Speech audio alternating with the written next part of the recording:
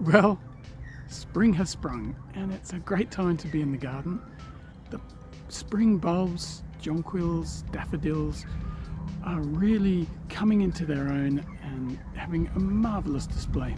They look really good here with the roses, in between the roses, because the roses are still just coming out of their winter dormancy and the spring bulbs are just filling that colour gap in the garden. The great thing about spring bulbs is really they're set and forget.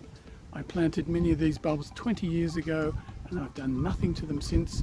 There's just one maintenance task that you need to do at this time of year to keep them looking their best. Let's have a look. As any of the flowers die off, make sure you deadhead them or snip off the dead flower heads. This keeps the display looking neat and colourful and stops the plant from putting energy into making seeds.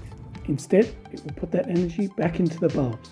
As soon as all the flowers are completely finished, add some general purpose fertiliser and the bulbs will start to prepare for an even greater display next year.